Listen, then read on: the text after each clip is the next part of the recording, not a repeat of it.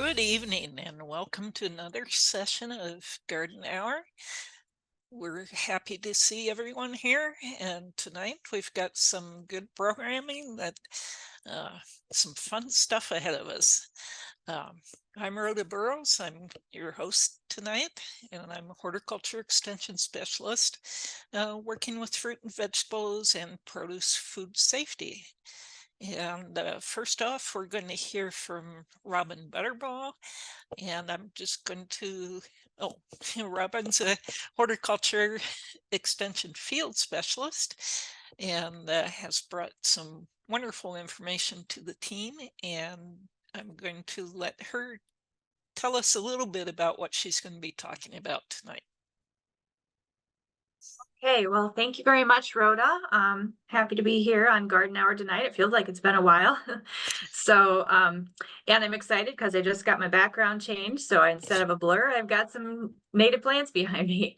And that's actually what I'm going to be talking about tonight. I had the opportunity to go up to Seachy Hollow, courtesy of Sisseton-Wahpeton College and their extension program to do a guided plant walk. And so I'm going to talk a little bit about that and some of the plants that we saw up there. Very cool. Also with us tonight is Prairey Walkling, who's our Master Gardener Coordinator for the state. And Prairey, what are you going to be discussing tonight? Hi, everyone.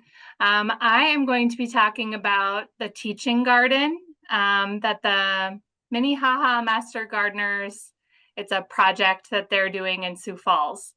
And we are getting some rain here at my house, so I am so excited about that.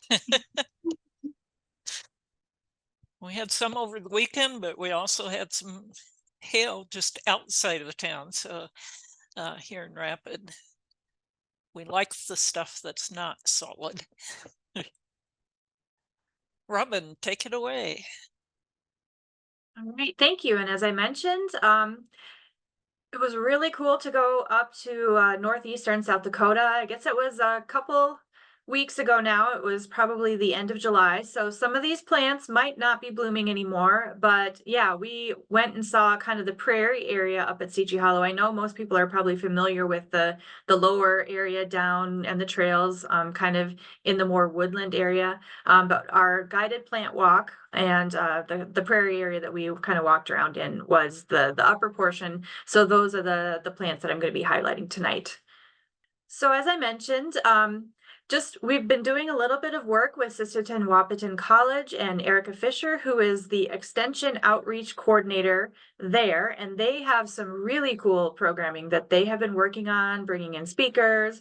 And all summer long, they have actually been doing these guided plant walks in cooperation and or partnership with Seachy Hollow State Park. So usually it's the second Thursday and the fourth Thursday or something like that. So we already had one in August. It was the 8th. So that one is done now. And there was one scheduled for the 22nd, but that one has been rescheduled for August 29th. So if you aren't busy or aren't going to the fair yet at that point, I would really encourage you, if you're in the area, to go up and check out those guided plant walks. It's usually with tribal knowledge keepers who are familiar with all the plants, and that in this case we were with Charlotte, and that was actually Erica's mom. So it was really cool to hear all of her knowledge and all of her enthusiasm to kind of share the information that she had about the plants. And so in this walk, we actually learned about 6 different plants, and it was kind of cool because she had a kind of a piece of paper with a bunch of logos and, asking people to identify all of these different corporate logos, and then also the plants, and seeing like, oh, can you identify these plants better than you can identify all of these corporate logos, which was great because it was a mixed group. There were some people from the region, from Aberdeen down in Flandreau, and the plants that she went over were wild grape, wild rose, goldenrod, lead plant, wild bergamot, and wild raspberry. So we all got to look around and kind of see the plants growing in their natural environments, hear a little bit about the conditions and the traditional uses for the plants, the medicinal and cultural uses. And then Charlotte showed us her really cool setup in the back of her van, where she has a plant drying rack in the back of her van, so she can be harvesting plants and drying them on the go, and kind of showed us all the tools that she uses and explains a little bit about how what she does with the plants.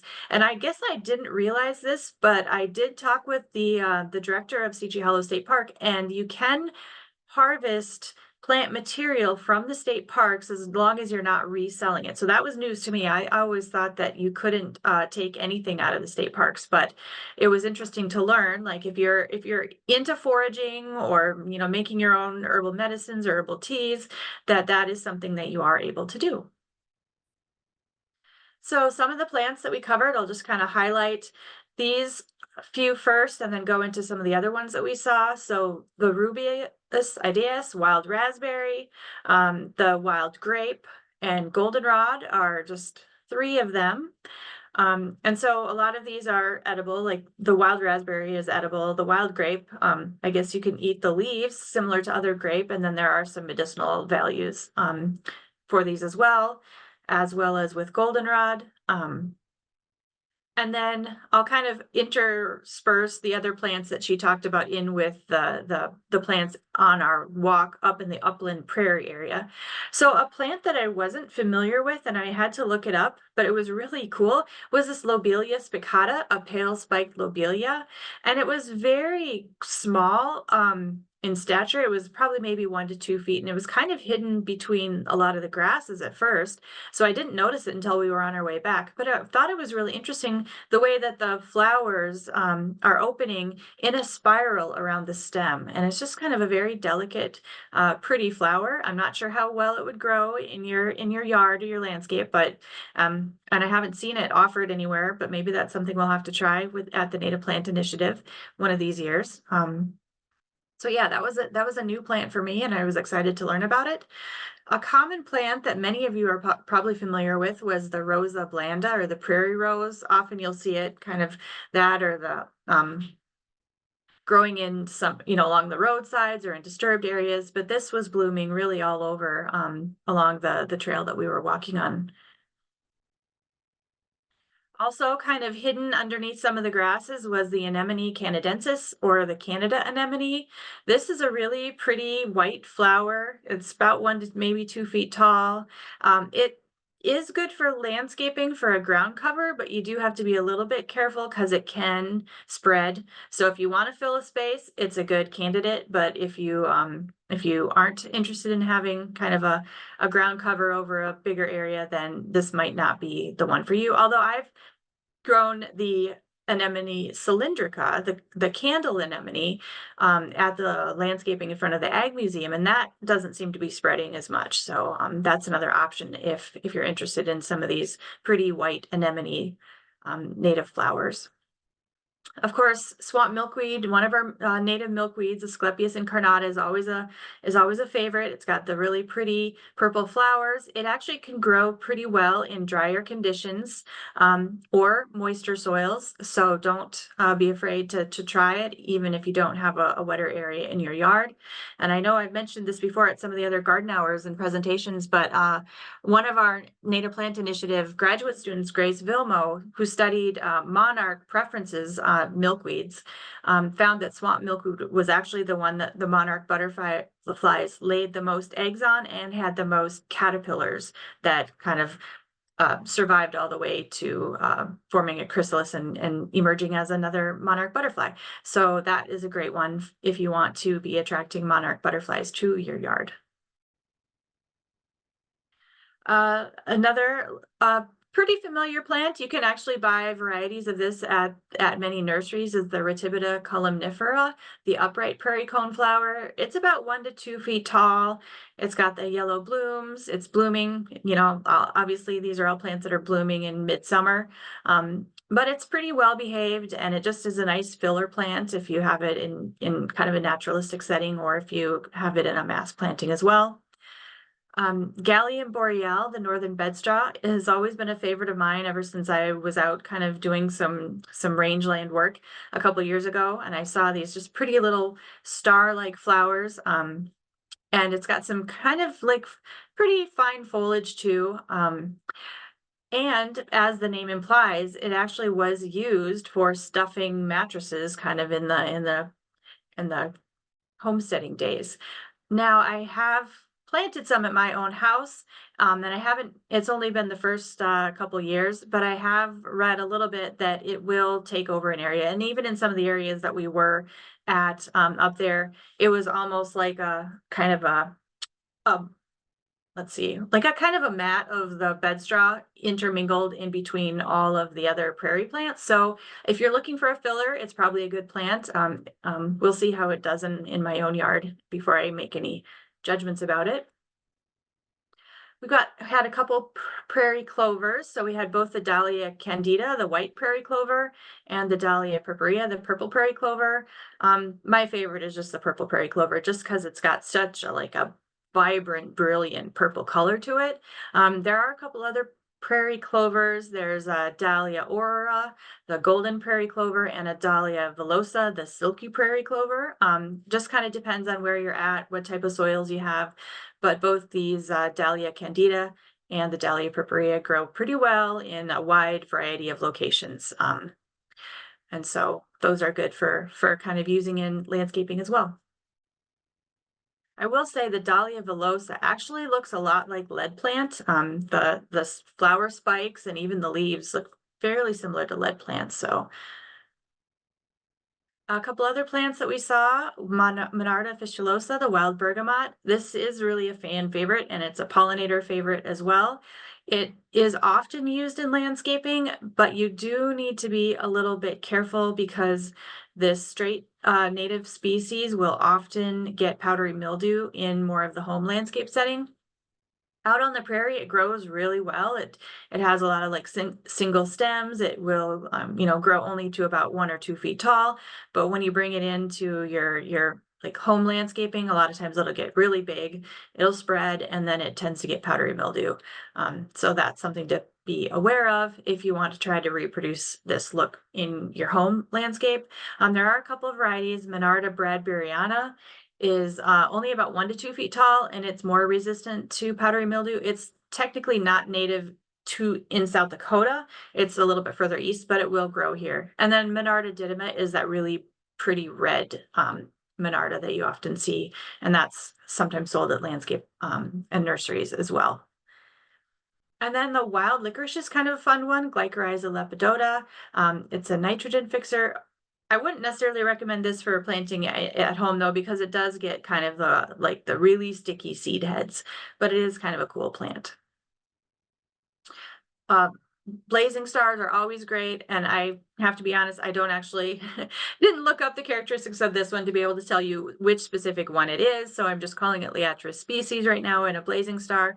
But they're also butterfly magnets. They're really pretty, like focal kind of structural blooms in your garden, and they're just fun to see all over. And I was actually just driving back through Iowa just on Sunday, and in Iowa they have a program where they do some prairie plantings along their interstates and highways, and the roadside ditches were just full of liatris, and it was really quite stunning.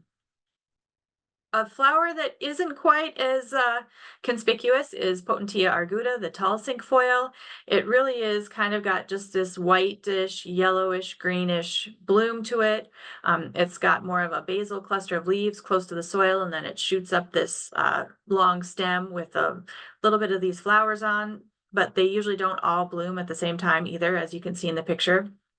But it is a really good solid prairie plant, but just usually not one that people often choose for landscaping just because it's not quite as fun as some of the other ones. Of course, our black-eyed Susan, we saw some of that, Rudbeckia hirta. That one you can find usually at your greenhouses and landscape centers, and sometimes even like you can find the cultivars, but often you can find the straight species as well. So that's just a nice 1 to 2 foot kind of solid midsummer bloom, works well with the echinacea and some of those other flowers. So this is a cool plant on the right, cup plant, if you're not familiar with that. Now this I did find more in the lower area at Seachy Hollow, but I just wanted to show people how cool it is. It's probably not recommended for planting in small landscape areas because it also does have a tendency to spread. But the cool thing about this is that those leaves on the opposite sides of each other form a little bowl or a cup around the stem. And you can see in this photo in the middle that it's actually looks like it's been holding water for quite a while. It almost looks a little like mildewy or something. But this is a great resource. If you do have a yard that you want to have be wildlife friendly, this is a great way to kind of have a natural water source available for your pollinators and birds and things like that. And then I did take a couple like overall prairie pictures. Now we were there right about midday, so the light wasn't very good and these photos are a little bit washed out, but these plant combinations are some of my favorites. So the grass, the taller grass that you can see is the big blue stem, the Amorpha canescens, the lead plant is in the foreground. That's the same as the one that's in my photo background here right behind me. And then that plant with the silvery foliage is silverleaf scurf pea, and that's also a nitrogen fixer. And I really like the combination of the lead plant and the silverleaf scurf pea. I think that's really pretty. So I always like to look at the types of plants that are growing in plant communities out in their natural settings and take cues as to what looks good in a home setting as well. And here is a picture that, I mean, just the whole hillsides were just covered with blooms, and it was really just gorgeous to see, much better than what you can actually see in these pictures here. So this is the echinacea, lead plant, silverleaf scurf pea, the big blue stem, some other grasses. The goldenrod was just about starting to bloom. So this is just kind of another glimpse of just how full the flowers were up there when we were there just a couple weeks ago. Here's another one. This is a little bit more silverleaf scurf pea, the lead plant, and a few of the yellow, like black-eyed Susans in there, and a few of the echinaceas. Here's more of a view. And this has got a few more of the goldenrods that aren't quite blooming yet, and just kind of a little bit closer picture of these echinaceae and some of the lead plant. And then I just kind of wanted to highlight how it's really cool to be able to bring these plants in. So this is actually a bouquet of cut flowers from the prairie, and this was actually courtesy of Blue Dasher Farm, this photograph. So in this picture we have echinacea, lead plant, yarrow, silverleaf scurf pea, maybe the black-eyed Susans, and actually those spiky flowers on the top are Hoary vervain, Verbena stricta. So, I mean, you can do a lot with these prairie flowers. And if you are thinking of plant combinations that you want to plant at home, as I mentioned, it's really cool to go out to these prairie settings, see the natural plant communities, and then reproduce those at home. The one thing that I will mention is a lot of times you see these really kind of wide drifts of plants and groupings. But when you want to do that at home, it's best to kind of exaggerate those patterns that you see out there. So more pronounced clumps of plants, you know, more echinacea in a drift if you've got the space for it, with some of those grasses maybe playing a more secondary role in your home landscape. You still want the grass matrix to kind of keep that natural look and to make sure that there's enough root competition that your plants don't get floppy. But I would say it's really cool to be able to go out, whether it's a woodland plant community or a prairie or out west, and see what's there, and then you know, see what you can do to reproduce that back in your own landscape if that's something that you're interested in. And with that, if there's any questions, I'd be happy to answer them now or at the end of the presentation that Prairey and Rhoda do as well. But anyway, just get out there and start walking around wherever you're at and looking at the plant communities around you, and you can learn a lot. Robin, I don't see anything in the Q&A, but I had a couple questions of my own. Okay. The anemones, I always think of those as more of a wet, moist area. Plant, is that correct? Yeah, and in fact, the anemone cylindrica that I have planted at the Ag Museum is in a little bit more of a shady and the wetter area. of that landscape. But here, this one was out just right in the middle of the prairie. So, and I've seen those anemones in different places before. So maybe there's some, you know, a little bit more moisture in the soil or some springs. I mean, I know Stitchy Hollow is really famous for a lot of springs. So it might be that the soil is more moist than we might be aware of up there. After looking at those pictures, if I lived anywhere near there, I'd be going up there. It's really beautiful. Yeah, I know. Once we found out that they were doing these plant walks. I mean, unfortunately, I'm not able to make it in August, but they do go through September, and they might even have some in October. So it's a really great opportunity to see the prairie in bloom at all seasons. So I'd really encourage people to check it out. Great. The purple prairie clover I worked with a little bit for my PhD, and I just love the smell of it. It's so fresh to me. Yeah, there's a lot of those prairie plants that I like the smell of. You know, I love the white sage, the Artemisia ludovichiana. Yeah. And the purple prairie clover, it's just like a ultraviolet purple almost if you're out there looking at it. And then it's got like the little tinges of the orange as well, kind of around a halo around it. So yeah, it's just a fun plant. Well, seeing no questions in the box, we'll go on to Prairey if you're ready. Prairey? Sure. Yeah. I was thinking that one of our Master Gardener clubs might like one of these plant walks that they're doing too. Yeah. Definitely. Kind of near our Prairie Partners Club, I think, in Aberdeen. How far is it from Brookings?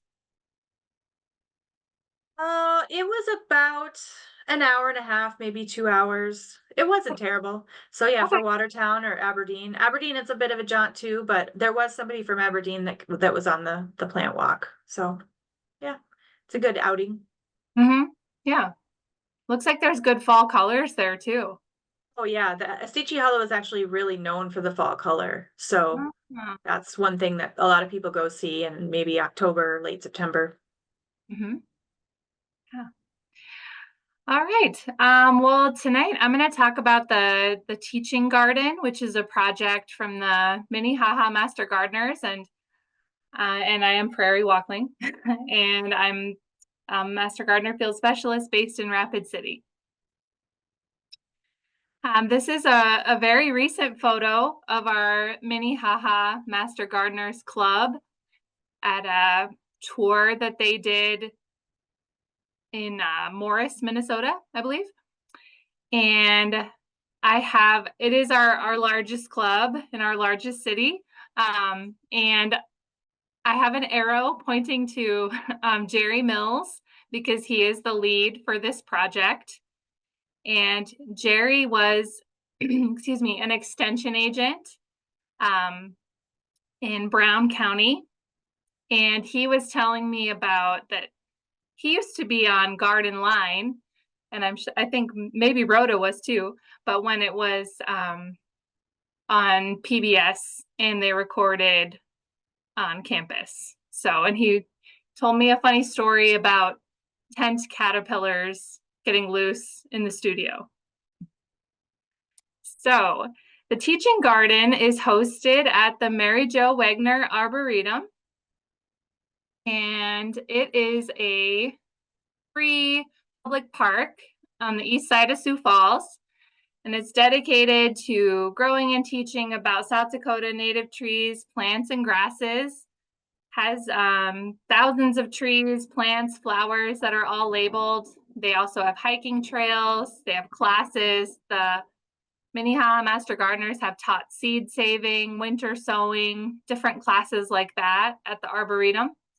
And it's also a wedding venue.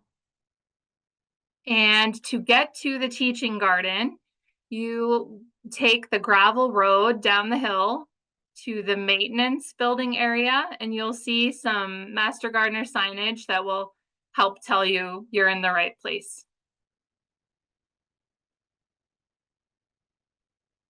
And I mentioned Jerry Mills, and he is leading monthly tours at the garden. So 2 are complete. August is happening tonight, actually, because I asked Jerry if he would want to come talk about his project, but he is busy giving a tour. So, and you still do have a chance to go see it in September. And they have about eight garden beds, and they feature, I asked Jerry like why he chose what he did, and he said they're common crops that home gardeners often try to grow, but they are crops that not everyone has success with. So he wanted to demonstrate some techniques to help. And yeah, I'll say I've had trouble with strawberries. I've had trouble with tomatoes. So I think it is something very relatable that a lot of home gardeners could take the knowledge and use at home.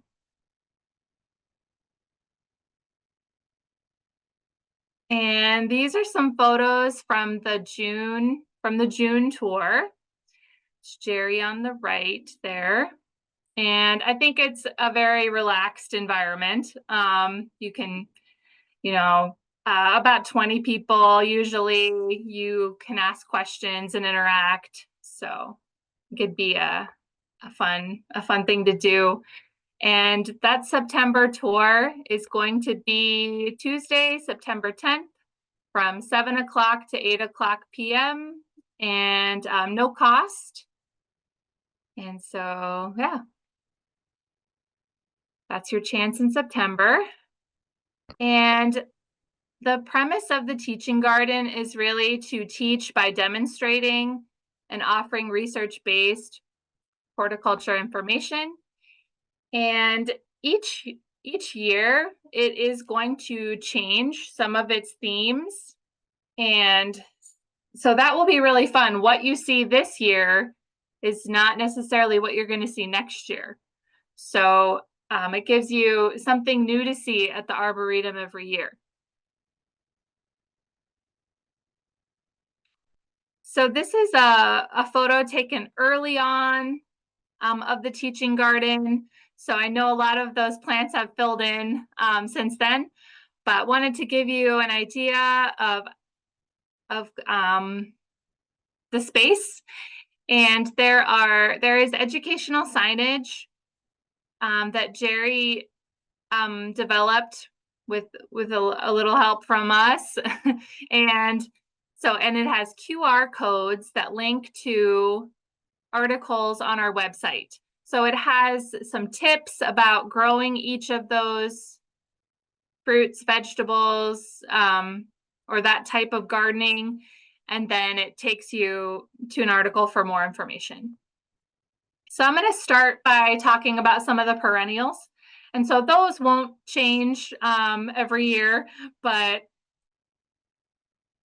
so we'll talk about those. So he has a strawberry bed, and he has 2 varieties of June bearing and 2 varieties of ever bearing strawberries. This is a photo from the garden. And just a tip about strawberries is to mulch them for the winter. And that straw, which they're using here, free of weed seeds, is a good option. They're using easy straw, but don't use leaves or grass clippings because these materials pack down and smother rather than protect the plants. All right, and then asparagus. So it looks kind of small, but that's how it goes when you're starting an asparagus bed. It takes 2-3 years to get going. And this is a tip from Jerry that the all male varieties are more productive. And he has, I believe, 4 varieties of asparagus in there for comparison, and so you can see what you might want to grow at home.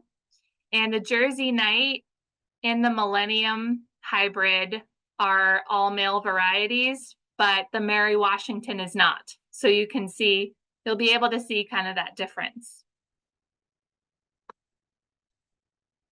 Rhubarb, I don't have a picture of his rhubarb, so it's just like a stock photo, but he does have, I believe, 4 varieties. I have 3 of them listed here, and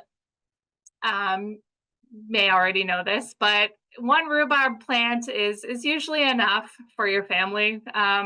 They get pretty big and produce quite a bit. So give each plant a 3-foot by 3-foot area in the garden, so it has plenty of room. And now we'll talk about the annuals, and you can see there that it's filled in quite a bit from that earlier photo. And this Cindy Jungman sent this photo, and they had a picnic just last night. So a very recent photo.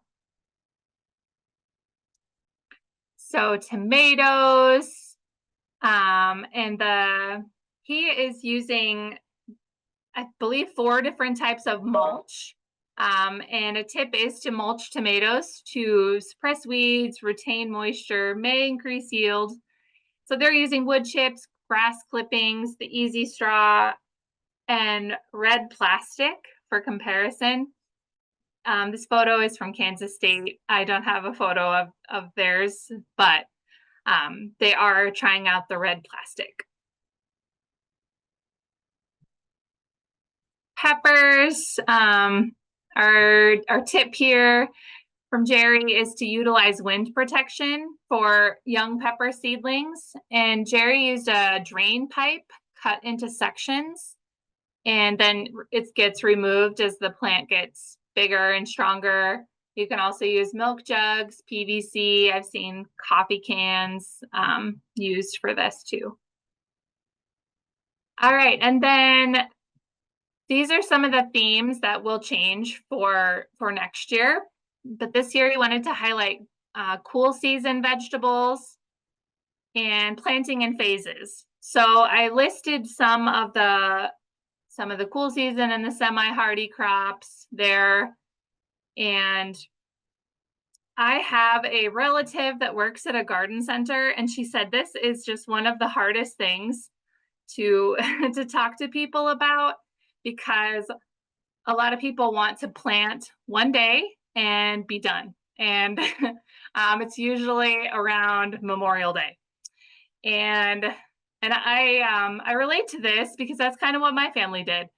But I've, realized that when you plant peas on Memorial Day, for example, by the time they're ready, then it's too hot for them, and you just don't get a good harvest. You should really be planting peas in April or early May.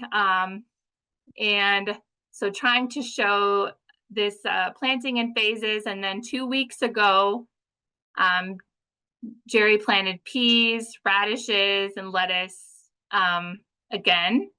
So some midsummer, some succession planting for a fall harvest. And they put burlap down to help with germination, and then the burlap will come up. So that is one of the themes for this year. And then also warm season vegetables, which most people get planted because you're usually you're gonna plant those once. So we've got beans and tomatoes and peppers and vine crops there. Possibly a second planting of cucumbers, maybe. But space saving. And so you can see the trellis that he built here. So some tips there to go vertical or plant bush varieties or space saving varieties. Try square foot gardening. I know Robin does some presentations about that. Utilize containers and utilize succession planting. And then we can't forget about pollinators. So he has a perennial and an annual pollinator bed. And those are calendula, hyssop, goldenrod, chives, cosmos, coneflower, and more are in those beds. And so what's next for the teaching garden? Well, they'll be storing. They've still got some time yet, but as we hit our freezes and all that, he'll be storing signage and soaker hoses for winter. It's the first year for those perennials, so it'll be fun to see their growth next year. And they're using white Dutch clover as a ground cover, which Dr. Lang is using at the research farm as well. And Jerry talked to her about that, and they're going to do a fall planting to thicken it up. And so if you need to thicken up your lawn, fall is a good time to do that. And it attracts pollinators, fixes nitrogen, and he's using a weed eater and says it's pretty easy maintenance. He's trying to keep it down because doesn't want anyone to kind of get wrapped up or trip in the clover. So, and there are even discussions happening about a small orchard at Mary Jo Wagner Arboretum with fruit trees. So that would be very exciting. And I encourage you to go check it out. It is, even if you can't make it for the tour on the 10th, it's open to the public, and the formal gardens and hiking trails are open dawn to dusk every day. And yeah, that's it. And if there are any questions, I could take those. And if I don't know the answer, I can get in touch with Jerry.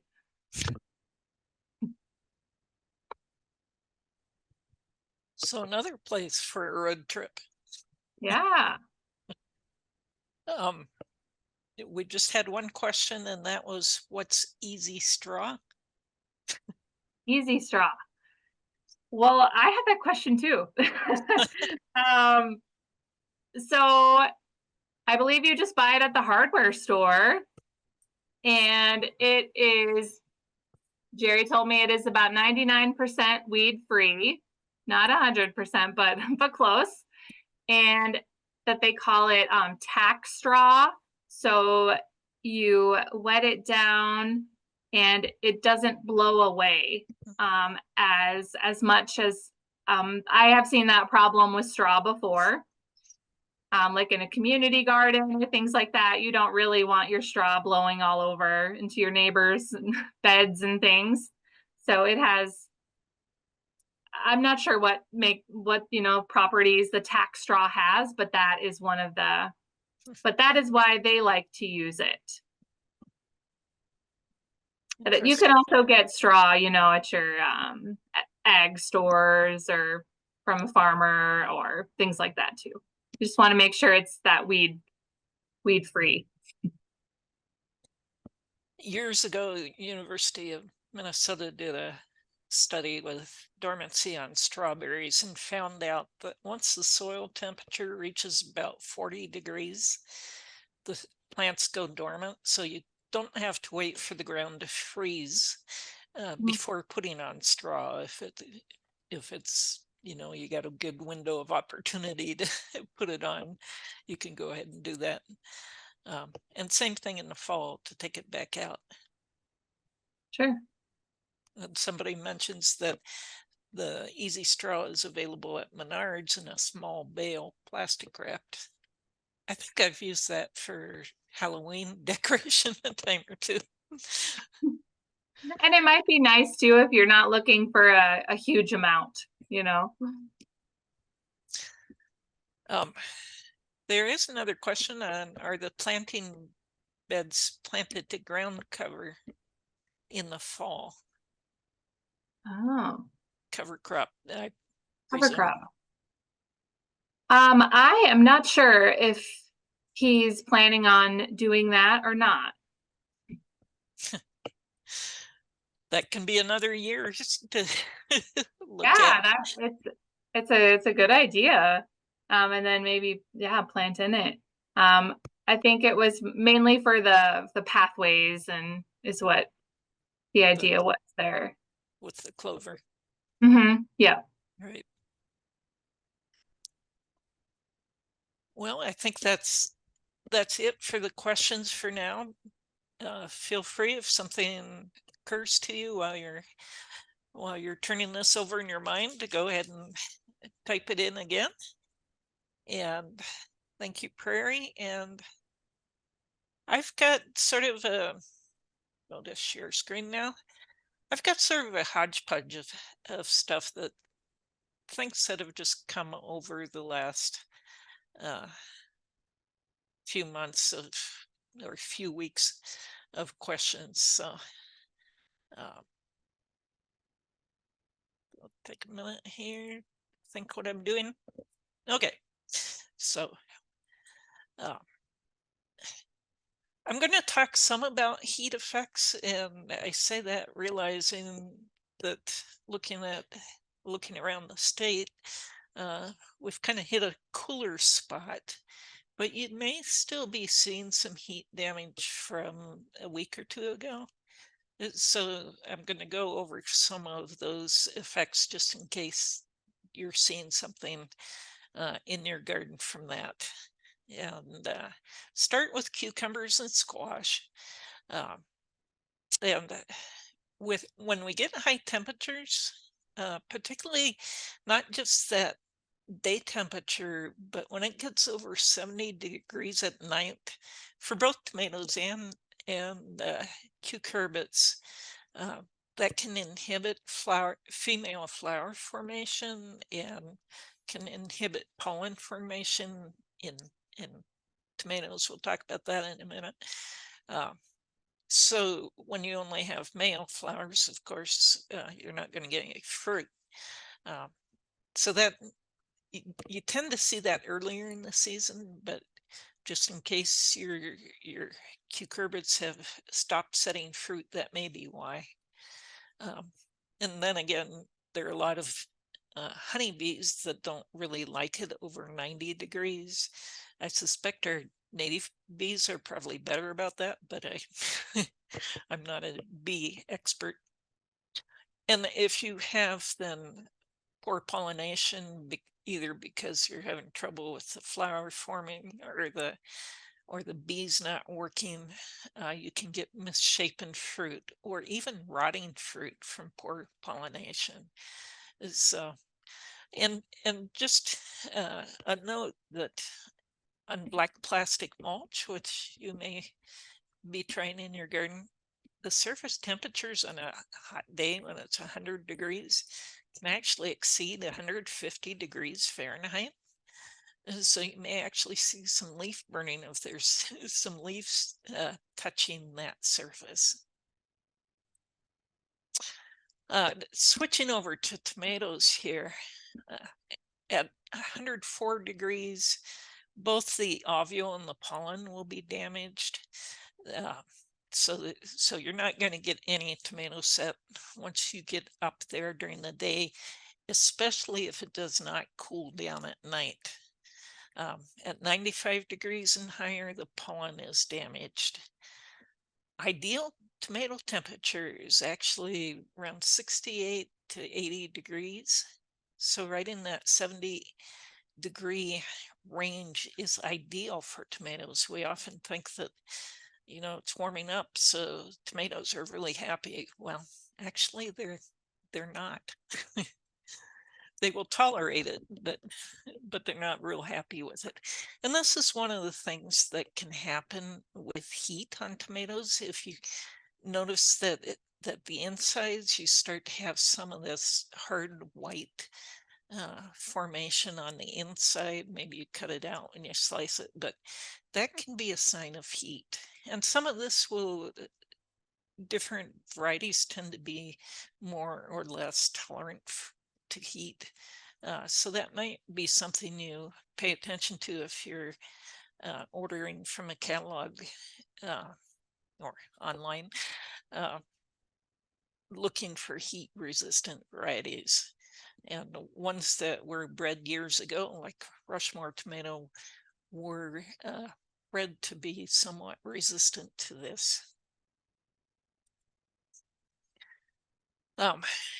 Another problem can be bleaching, and this is particularly an issue when the fruit is suddenly exposed to sunlight. So if it's been in sunlight the entire time, you're less likely to get this bleaching or sunburning. but maybe if the foliage has some disease or it's gotten hot and they weren't watered in time, and so the foliage is wilting and exposing the fruit, tends to be when we get that bleaching or sunburning. And you often can tell whether it's that or some other problem with the fruit by just looking at seeing, is this bleaching about where the sun would be striking it on a hot afternoon. The other thing that we see very often, and I see this in farmers market a fair amount, is once temperatures get over 85 degrees, there's two pigments in tomatoes that give the red and yellowish tinges, and that's lycopene, which is the red, and carotene, which, think carrot. Those pigments don't form very well over 85 degrees, so you can get some greening of the shoulders or yellowing of the shoulders, and that's why it's actually the heat. Now, the sun hitting the fruit can raise the temperature of that fruit as well, so that can be inhibited more when the sun is striking it. We see kind of that on the sunburned fruit up above as well. And then I'm going to talk once more about tomato spotted wilt virus. And I believe I've talked about it already this season, but I'm going to bring it back because I still get some samples with it. And it, depending on when the plant becomes infected, and it's spread by thrips, which love hot, dry weather. Depending upon when the plant is infected, you'll see different symptoms. So in this one on the lower left here, we see nice older leaves, but the top leaves are just kind of dying back. And a lot of things can cause that kind of top dying back. It could be like a verticillium or fusarium wilt, or it could be even chemical damage.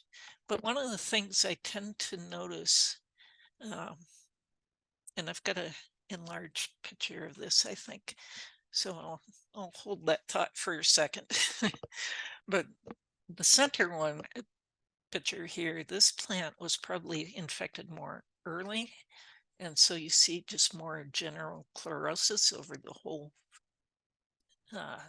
part of the plant. And probably with this, you would not get much fruit, or fruit will be infected early, and you'll see this kind of malformation, little bumps, circular bumps on the fruit, and on the Roma, they're not quite circular, they're a little bit more elongated.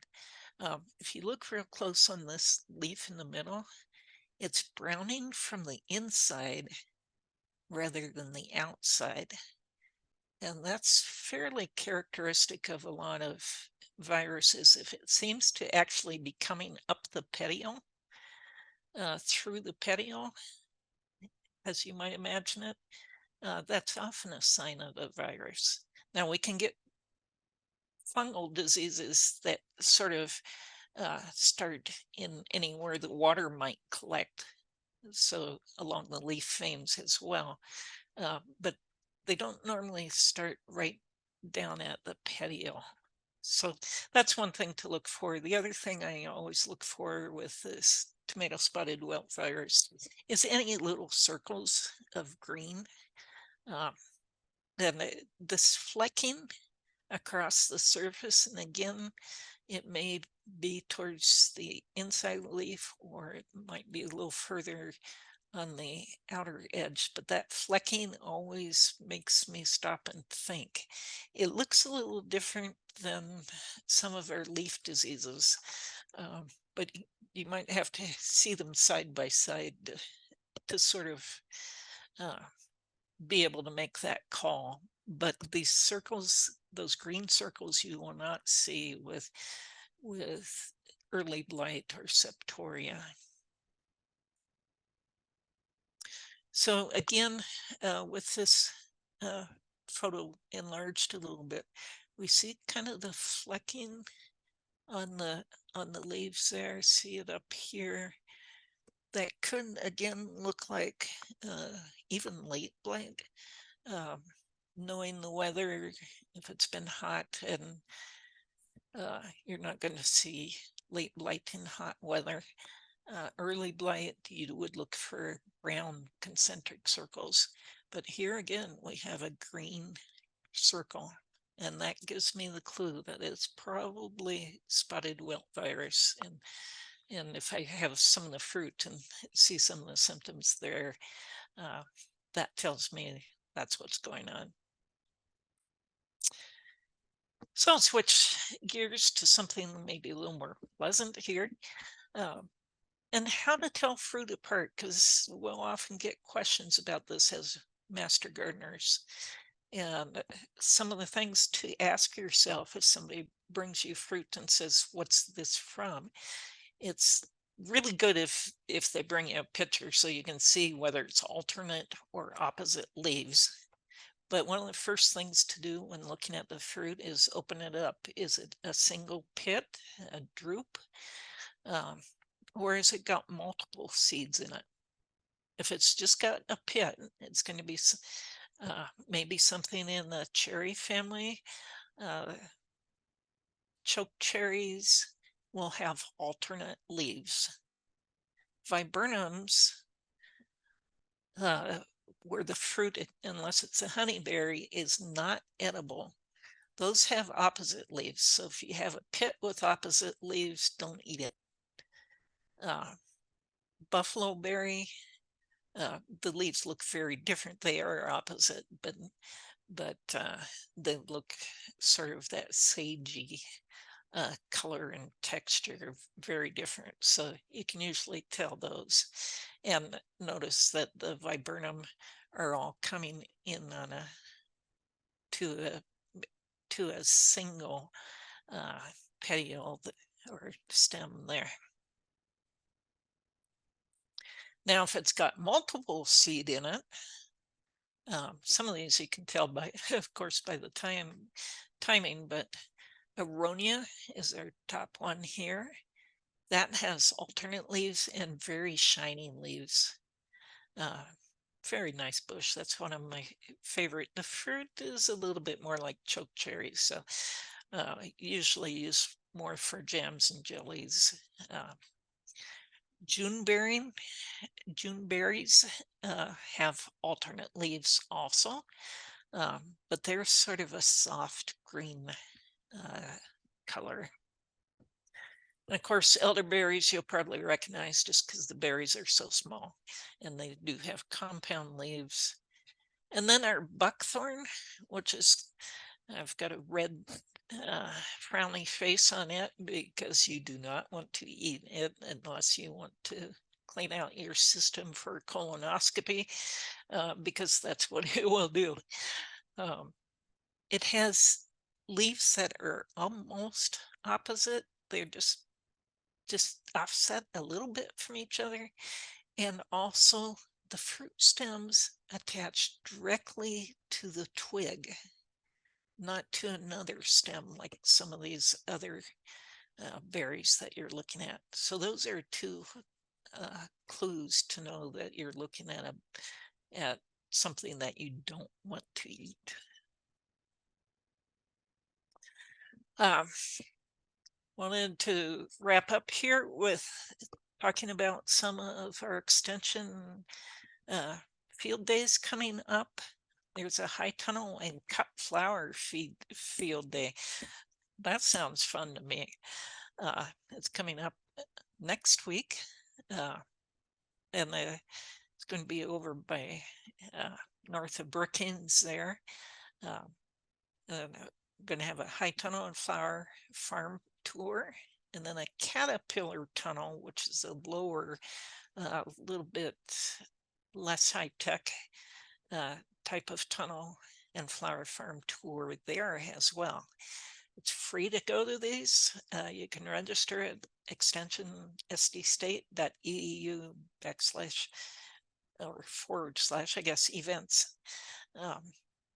So we'd like you to register just so that we can prepare the amount of handouts and bottles of water and that sort of thing. It helps us do that. But so if you can let us know you're coming, that's wonderful. And then we've got 2 more, soil health and cover crop field day at Blue Sky Vegetable Company over on the east side of the state also. And this is a joint SDSU Extension and South Dakota Specialty Producers Association event. It's in the morning, and again, pre-registration is appreciated. These are both free as well. And then finally, our campus tour, research tour, September 10th, and you'll probably be hearing more about that as time goes on. And then finally, just to remind you, the garden hotlines, if your questions were not answered today, or if you have questions that come up during the week, you're very welcome to take advantage of this free service. And with that, I think I will stop share and see what. Just a note that the teaching garden is partially supported by an Earl Daly grant, which is Earl Daly was a long time master gardener, maybe one of the first ones, and has supported his legacy has been leaving this support for master gardeners. I see one question. Oh, yeah. I think Robin or Rhoda would be better to answer it. They're asking about, can you tell me the pros and cons of planting wild strawberry and where it should be planted? Do you want to take the first crack at that, Robin? Sure. Well, I love wild strawberry as a ground cover, and I actually plant it around fruit trees in kind of a guild or a polyculture setting, kind of a permaculture technique in a food forest. So wild strawberries are good for that. I'd say the downside is just that the fruit is very small usually, but very delicious. So I don't know if there's any specific any more diseases. I would think maybe if they're wild strawberries, it may be a little bit more resistant, but Rhoda, that would probably be a question for you. But yeah, I typically plant them as a ground cover in kind of a polyculture grouping of plants around fruit trees. But you could probably have a whole bed of them as well. I mean, you see them at McCrory Gardens, they have some wild strawberries just as a ground cover out in the garden area too. They can actually start exploring your yard, which is okay with me. Alternative lawn. There's worse things to have escape. Yep. I always think of wild strawberries as like, the big honking huge strawberries you get in the grocery store. If you squeeze those down into one tiny little strawberry, the wild strawberry would still probably have more flavor than the Yeah, definitely. Yep. And they are using wild strawberries to breed into regular strawberries to try to get more of that taste back. But yeah. Oh, just the one last thing I was going to mention before we were done is our garden journal that we've got here. This just came out. Our horticulture colleagues all helped contribute to the different articles in this journal. It's really cool. It's got you can't see it very well, but it's got some articles and it's got weekly blank pages for you to record some of your garden activities. And these are available at some of the different fairs coming up. They're going to be at the Brown County Fair, the Central States Fair, the State Fair. And am I missing anything? I think that's it. There's an insect festival in Brookings too. I think Oh, there's still okay. some. So yeah, these garden journals are going to be available at the Master Gardener and the extension booths at the fairs. So go on out and get a garden journal because they're pretty cool, and we're all really excited that we got these kind of put together this winter. Hot off the press. Yep. We just got our boxes last week. Yep. Yeah, they're great.